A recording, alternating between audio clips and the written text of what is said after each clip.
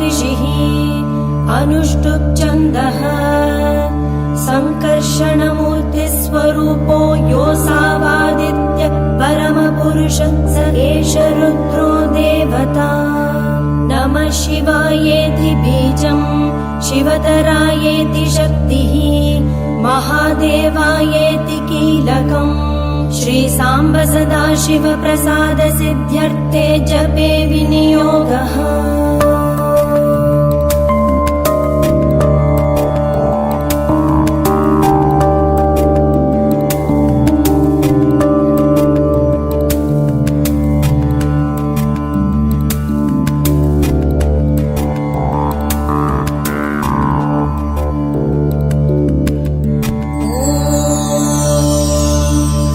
अग्निहोत्रात्मने अंगुष्ठाभ्यां नमः दर्शपूर्णमासात्मने तर्जनीभ्यां नमः चातुर्मास्यात्मने मध्यमाभ्यां नमः निरूढपशुबन्धात्मने अनामिकाभ्यां नमः ज्योतिष्ठोमात्मने कनिष्ठिकाभ्यां नमः सर्वकृत्वात्मने करतलकरपृष्ठाभ्यां नमः अग्निहोत्रात्मने हृदयाय नमः दर्शपूर्णमासात्मने शिरसे स्वाहा चातुर्मास्यात्मने शिखायै वषट् निरूढपशुबन्धात्मने कवचाय हुम् ज्योतिष्ठोमात्मने नेत्रत्रयाय वोषट् सर्वकृत्वात्मने अस्त्राय फट् भूर्भुवः सुवरोमिति दिग्बन्धः।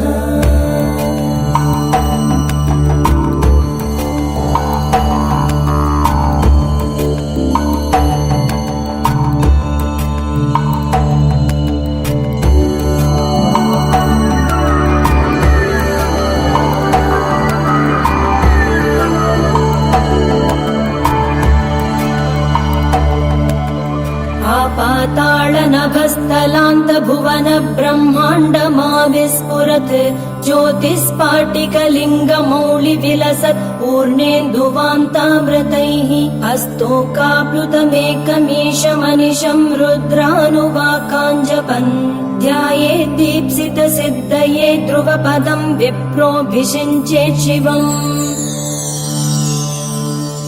ब्रह्माण्डव्याप्तदेहाभसित हिमरुचाभासमानाभुजङ्गैः कण्ठे कालाकपर्दाकलित शशिकला चण्डकोदण्डहस्ता रक्षा रुद्राक्षमाला प्रकटित विभवा शाम्भवा मूर्तिभेदाः रुद्र श्रीरुद्र सूक्त प्रकटित विभवा न प्रयच्छन्तु सौख्यम्।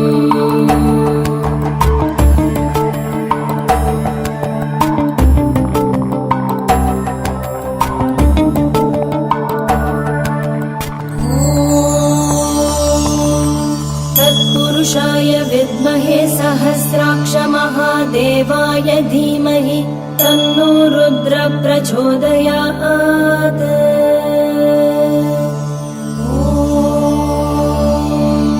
सर्वेश्वराय विद्महे शूलहस्ताय धीमहि तन्नो रुद्र प्रचोदयात्।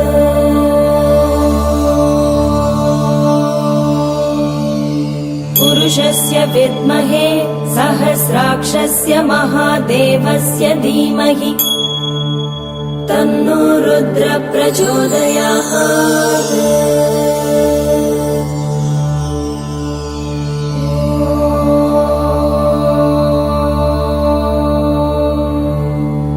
च मे मयश्च मे प्रियं च मे नुकामश्च मे कामश्च मे सौमनसश्च मे भद्रं च मे श्रेयश्च मे वस्यश्च मे यशश्च मे भगश्च मे द्रविणं च मे यन्ता च मे धर्ता च मे क्षेमश्च मे धृतिश्च मे विश्वं च मे महश्च मे संविच्च मे ज्ञातं च मे सूश्च मे प्रसूश्च मे सीरं च मे लयश्च ऋतं च मे अमृतं च मे अयक्ष्मं च मे अनामयश्च मे जीवातुश्च मे दीर्घायुत्वं च मे अनमित्रं च मे अभयं